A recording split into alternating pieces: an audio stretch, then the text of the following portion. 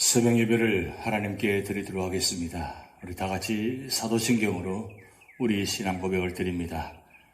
전능하사 천지를 만드신 하나님 아버지를 내가 믿사오며 그 오의 아들 우리 주 예수 그리스도를 믿사오니 이는 성령으로 잉태하사 동정녀 마리아에게 나시고 본디오 빌라도에게 고난을 받으사 십자가에 못 박혀 죽으시고 장사한 지 사흘 만에 죽은 자 가운데서 다시 살아나시며 하늘에 오르사 전능하신 하나님 우편에 앉아 계시다가 저리로서 산 자와 죽은 자를 심판하러 오시리라. 성령을 믿사오며 거룩한 공회와 성도가 서로 교통하는 것과 죄를 사하여 주시는 것과 몸이 다시 사는 것과 영원히 사는 것을 믿사옵나이다. 아멘. 찬송가 342장 너 시험을 당해 죄 짓지 말고 우리 함께 찬양 드리시겠습니다.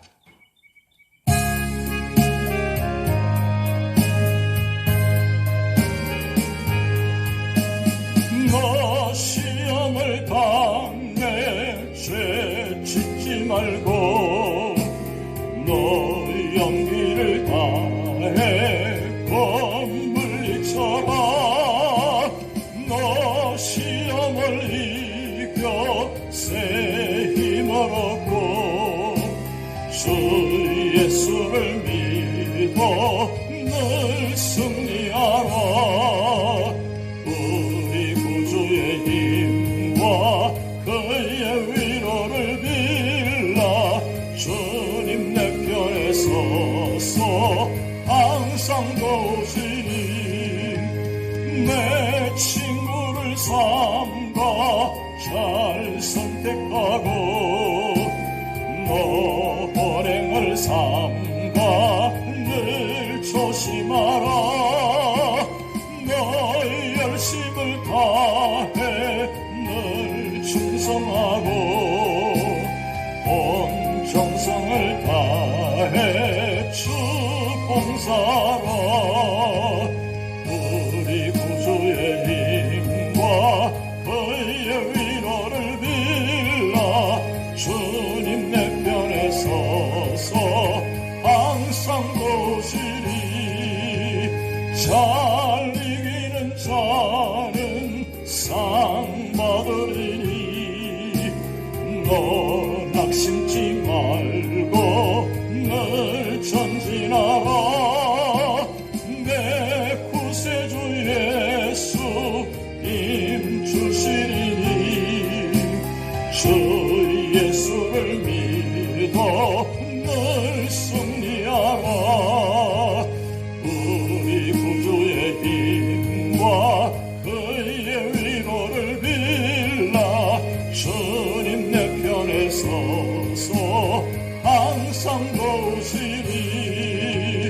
우리 구주의 힘과 그의 위로를 빌라. 주님 내 편에 서서 항상 도우시리. 오늘 우리에게 주신 하나님 말씀은 창세기 4장 1절에서 26절 말씀입니다. 아담이 그의 아내 하와와 동침하매 하와가 임신하여 가인을 낳고 이르되 내가 여호와로 말미암아 덕남하였다 하니라. 그가 또 가인의 아우 아벨을 낳았는데 아벨은 양치는 자였고 가인은 농사하는 자였더라. 세월이 지난 후에 가인은 땅의 소산으로 제물을 삼아 여호와께 드렸고 아벨은 자기도 양의 첫 새끼와 그 기름으로 드렸더니 여호와께서 아벨과 그의 제물은 받으셨으나 가인과 그의 제물은 받지 아니하신지라. 가인이 몹시 분하여 안색이 변하니 여호와께서 가인에게 이르시되 내가 분하여 함은 어찌 됨이며 안색이 변함은 어찌 됨이냐. 내가 선을 행하면 어찌 낯을 들지 못하겠느냐. 선을 행하지 아니하면 죄가 문에 엎드려 있느니라. 죄가 너를 원하나 너는 죄를 다스릴지니라. 가인이 그의 아우 아벨에게 말하고 그들이 들에 있을 때에 가인이 그의 아우 아벨을 쳐 죽이니라. 여호와께서 가인에게 이르시되 내 아우 아벨이 어디 있느냐? 그가 이르되 내가 알지 못하나이다. 내가 내 아우를 지키는 자니이까. 이르시되 내가 무엇을 하였느냐? 내 아우의 핏소리가 땅에서부터 내게 호소하느니라. 땅이 그 입을 벌려 내 손에서부터 내 아우의 피를 받았은즉 내가 땅에서 저주를 받으리니 내가 밭을 갈아도 땅이 다시는 그 혈육을 내게 주지 아니할 것이요 너는 땅에서 피하며 유리하는 자가 되리라. 가인이 여호와께 아뢰되 내 죄짐을 지기가 너무 무거우니이다. 주께서 오늘 이 지면에서 나를 쫓아내시온즉 내가 주의 낯을 배웁지 못하리니 내가 땅에서 피하며 유리하는 자가 될지라. 무릇 나를 만나는 자마다 나를 죽이겠나이다. 여호와께서 그에게 이르시되 그렇지 아니하다. 가인을 죽이는 자는 벌을 7배나 받으리라 하시고 가인에게 표를 주사 그를 만나는 모든 사람에게서 죽임을 면하게 하시니라. 가인이 여호와 앞을 떠나서 에덴 동쪽 놋 땅에 거주하더니 아내와 동침함에 그가 임신하여 에녹을 낳은지라. 가인이 성을 샀고 그의 아들의 이름으로 성을 이름하여 에녹이라 하니라. 에녹이 이랏을 낳고 이랏은 무후야헬을 낳고 무후야헬은 머드사헬을 낳고 머드사헬은 라멕을 낳았더라. 라멕이 두 아내를 맞이하였으니 하나의 이름은 아다요 하나의 이름은 실라였더라. 아다는 야발을 낳았으니 그는 장막에 거주하며 가축을 치는 자의 조상이 되었고 그의 아우의 이름은 유발이니 그는 수금과 퉁소를 잡는 모든 자의 조상이 되었으며 실라는 두발 가인을 낳았으니 그는 구리와 쇠로 여러 가지 기구를 만드는 자요 두발 가인의 누이는 나아마였더라. 라멕이 아내들에게 이르되 아다와 실라여 내 목소리를 들으라. 라멕의 아내들이여 내 말을 들으라. 나의 상처로 말미암아 내가 사람을 죽였고 나의 상함으로 말미암아 소년을 죽였도다.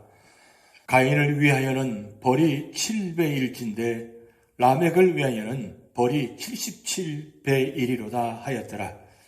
아담이 다시 자기 아내와 동침함에 그가 아들을 낳아 그의 이름을 셋이라 하였으니 이는 하나님이 내게 가인이 죽인 아벨 대신에 다른 씨를 주셨다 함이며 셋도 아들을 낳고 그의 이름을 에노스라 하였으며 그때에 사람들이 비로소 여호와의 이름을 불렀더라. 아멘.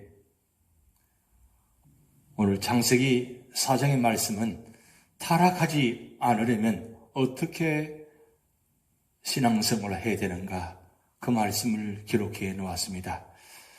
사람들은 적당히 죄 지으면서 동시에 하나님을 섬길 수는 없을까 하는 생각을 하게 됩니다. 그러나 죄는 무서운 것입니다. 우리가 적극적으로 선을 행하여 죄를 다스리지 않을 때 죄는 그 자체로서 그치지 않고 반드시 그 대가를 요구합니다. 그렇다면 우리가 범죄하지 않으려면 어떻게 해야 하겠습니까? 첫 번째로는 1절에서 7절 말씀을 통해서 예배를 올바로 드려야 한다고 말씀하고 있습니다. 아담과 하와가 타락했지만 하나님은 당신의 계획을 성취하시려고 가인과 아벨을 주셨습니다.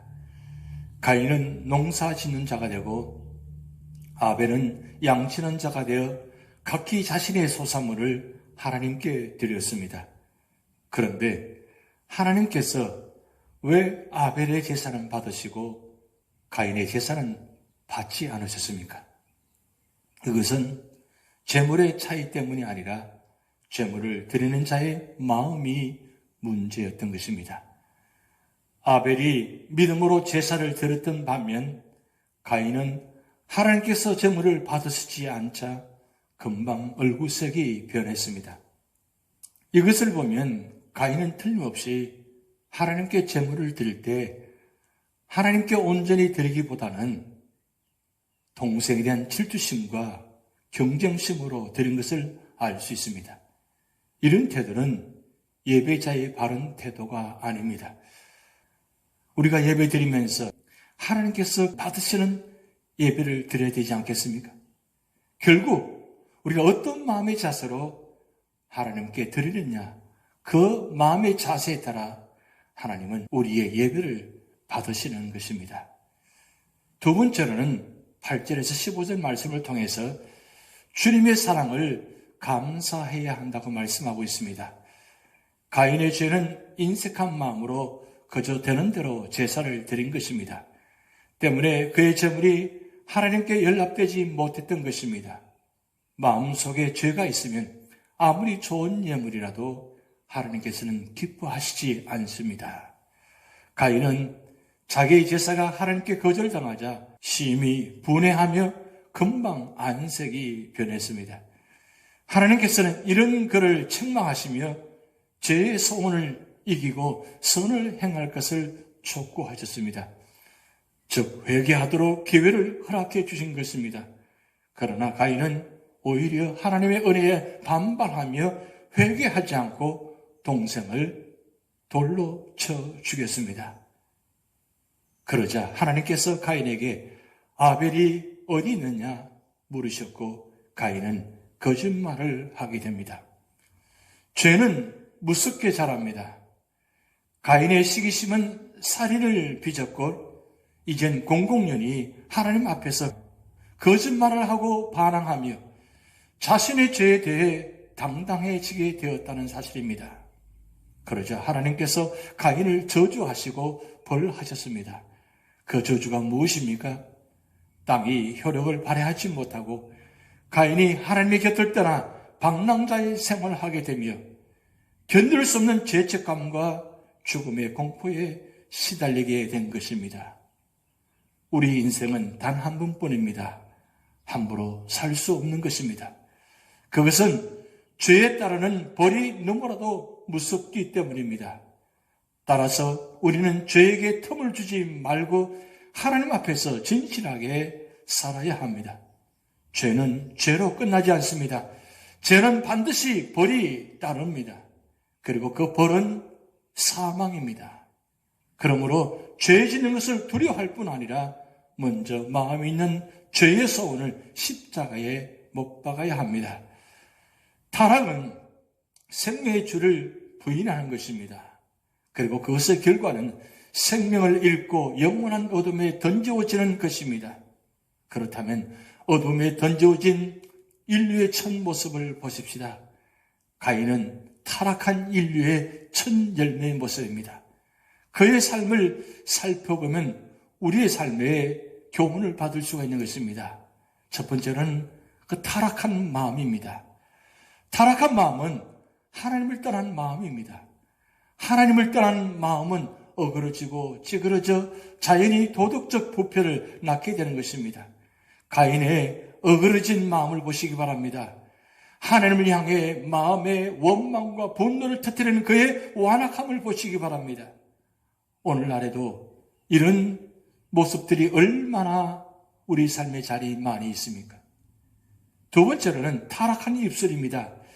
타락한 입술은 하나님을 고백함도 감사도 없습니다. 그저 원망과 변명뿐인 것입니다. 우리의 입술을 살펴보시기 바랍니다. 우리의 입술의 열매가 감사와 찬양으로 가득 차 있습니까? 그렇지 않다면 우리는 심각하게 생각해야 하는 것입니다. 가인의 입술은 하나님의 징계를 보고서도 뉘우침이 없었습니다. 결국 우리 삶의 자리에 우리가 어떤 입술이 되느냐에 따라서 감사도 없고 감사도 없을 뿐만 아니라 원망과 변명뿐일 것입니다. 세 번째로는 타락한 행위입니다. 동생을 쳐 죽이는 가인의 행위를 보십시오.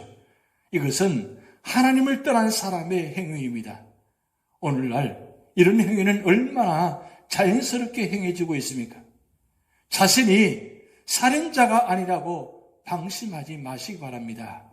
우리 마음을 가만히 들여다보면 얼마든지 이런 마음이 있을 수 있다는 것입니다. 그래서 예수님은 형제에게 노하는 자마다 심판을 받게 된다고 마태복음 5장 22절에 말씀하고 있습니다.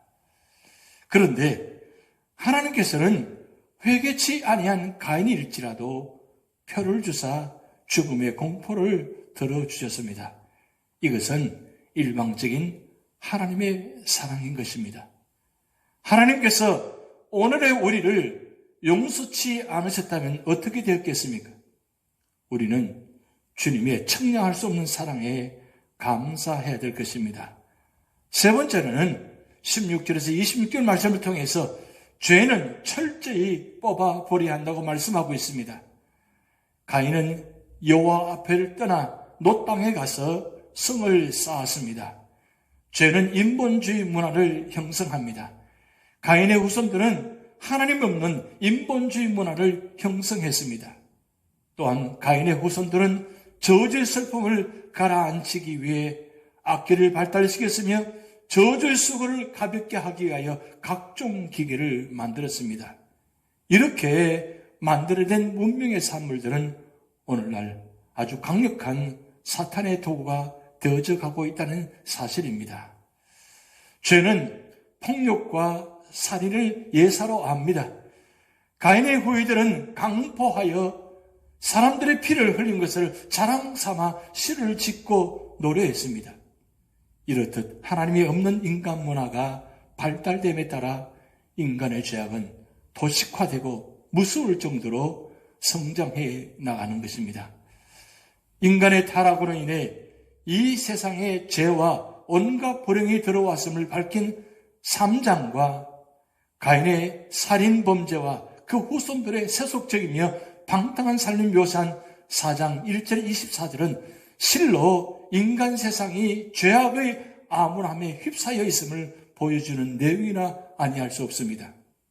그러나 본문은 짧으나마 죄악된 세상 가운데서도 하나님의 구속의 역사가 쉼없이 계속되고 있음을 보여주는 실로 소중한 내용입니다. 즉 죄악된 가인의 혈통과는 별개로 일찍이 하나님께서 예언하신 바 있는 여자의 후손을 나오게 할 혈통으로 셋을 출생케 하신 것입니다. 이러한 셋의 등장은 아담의 타락과 가인의 범죄 등으로 인해 어두웠던 인류 초기 역사에 구속사적인 면에서 새로운 전환점을 가져다 주었습니다. 특별히 이는 사단의 세력을 이길 여자의 후손인 그리스도를 위한 구속사적 계보의 시작이라는 점에서 실로 큰 의의를 지는 것입니다. 한편 앞선 16절에서 24절에는 세속적 인간 문명의 발전이 묘사되어 있었으나 여호와의 이름이 단 한 차례도 언급되지 않았습니다. 반면 본문의 셋과 에노스에 대한 기록은 실로 간결하나 그들이 여호와의 이름을 불렀다는 사실이 부각되어 있습니다. 이는 셋과 에노스가 구속사의 주역답게 여호와를 의지하는 삶을 살았음을 명확하게 보여주는 것입니다. 이러한 새로운 신앙 가계의 출현은 이어지는 5장의 경건한 가문의 역사를 여는 도입부적인 성격을 지니고 있습니다. 그렇다면 오늘 4장을 통해서 주는 교훈은 무엇입니까? 첫 번째는 우리는 우리의 정성을 다해 하나님을 섬겨야 한다는 것입니다. 가인은 그냥 땅의 소산으로 하나님께 제사를 드렸지만 아벨은 양의 첫 새끼와 그 기름으로 드렸습니다. 하나님께서는 우리의 최상의 경배를 받으시기에 합당하신 분입니다. 우리는 마음을 다하고 성품을 다하고 힘을 다하여 하나님을 사랑해야 합니다. 하나님께서는 우리의 가장 좋은 찬송과 감사와 영광을 받으시기에 합당한 것입니다. 두 번째는 우리는 우리의 구속자이신 예수 그리스도의 이름으로 하나님께 예배 드려야 합니다. 예수 그리스도께서는 우리의 크신 대제사장이시며 중보자이십니다.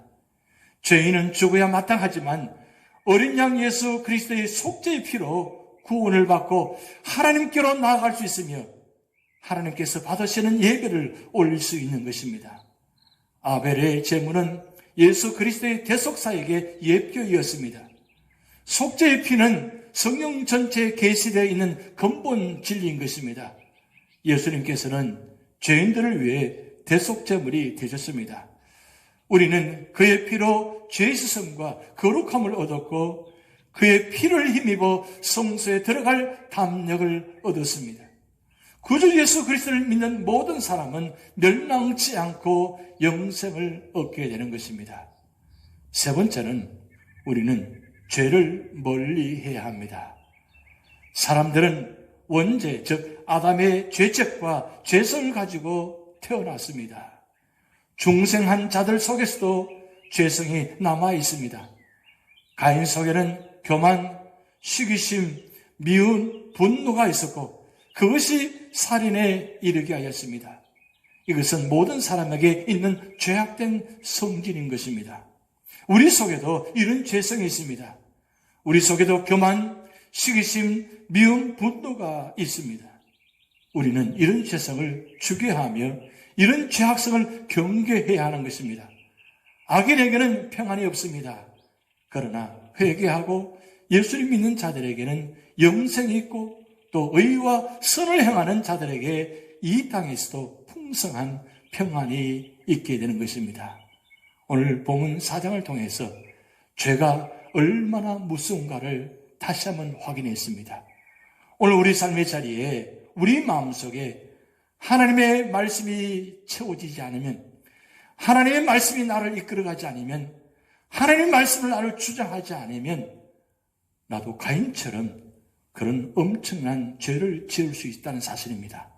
그래서 우리 날마다 성령 충만, 말씀 충만, 은혜 충만을 사모하며 성령의 인도하심에 따라 하나님을 바라보며 하나님을 믿고 의지하며 성령 주시는 힘을 따라 믿음으로 승리하는 자가 될 때에 오늘 우리 삶도 충만한 삶이 될 줄 믿습니다. 하나님께서는 오늘 여러분을 통해서 축복하셨고 그 축복의 자리를 통해서 영광받기를 원하십니다. 그 놀라운 역사가 오늘 여러분 가운데 나타날 줄 믿습니다. 다 같이 기도하시겠습니다.